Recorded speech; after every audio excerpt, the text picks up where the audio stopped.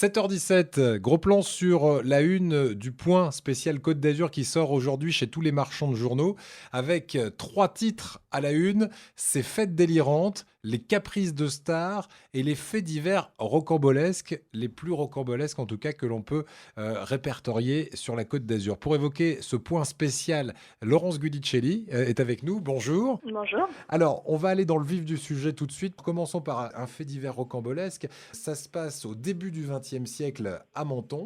C'est un chirurgien qu'on pourrait classer dans la catégorie hors norme. Oui, tout à fait. C'était le docteur Serge Boronos et c'était dans les années 20. Alors, il était installé à Menton et il avait découvert une technique qui, selon lui, était censée faire rajeunir ses patients. Il transplantait des morceaux de testicules de singe sur des testicules d'hommes. Original. Voilà. Voilà. Alors, c'était au début du XXe siècle. Aujourd'hui, on sait que ça ne sert à rien de se faire greffer des cellules de singe sur ses propres testicules, hein. Non, il faut mieux éviter. Il n'y a pas eu de mort, en tout cas, après ces greffes. Non, a priori, il n'y a pas eu de mort. Par contre, il y a eu des cas d'infection ou des gens qui ont fait des rejets de greffe et puis d'autres qui apparemment étaient très contents de la technique, hein, puisqu'elle elle a quand même tenu sur pas mal d'années. Et puis bon, à la fin, bien sûr, il est tombé en disgrâce. Bien, alors chirurgien plutôt inventif au début du XXe siècle, là plus proche de nous, hein, on est vraiment au XXIe siècle, et c'est vrai, il existe un inventeur azuréen d'une voiture électrique sans chauffeur. Expliquez-nous la technique qu'il a mise en place. Tout à fait. Alors c'est Raoul Parianti, donc c'est un inventeur niçois qui a été le lauréat du concours Lépine de cette année. Et il a mis, alors c'est pas pour cette invention-là, mais il a mis au point une invention, une voiture électrique qui se conduit toute seule, donc il n'a pas besoin de chauffeur. Et le système, ce serait un abonnement, donc où une voiture viendrait vous récupérer chez vous, vous emmènerait à destination, et ça fonctionnerait en fait le long de lignes jaunes Mhm. qui seraient tracées sur le sol.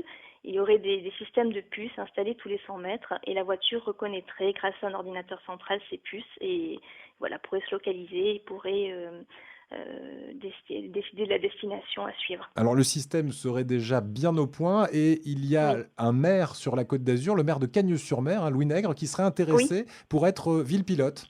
Tout à fait. Il a envoyé un courrier officiel à Raoul Parianti pour lui dire qu'il souhaitait que la ville de Cagnes-sur-Mer soit la première ville à être équipée de ce système une fois qu'il serait mis au point. Article à découvrir donc dans le Point Côte d'Azur, les coups de folie, hein, de la côte. Il y a aussi ces fêtes délirantes dont vous parlez dans ce dossier. Par exemple, au 19e siècle, c'est assez incroyable, fête délirante avec une princesse russe. Elle avait loué une villa pour faire une grande fête. Et puis apparemment la fête se déroulait tellement bien qu'au petit matin, elle a décidé d'acheter la villa pour qu'elle puisse continuer la fête. Voilà. Voilà, bah voyons, hein, on n'a plus de location, bon, achetons-la. Finalement, le délai de location est expiré.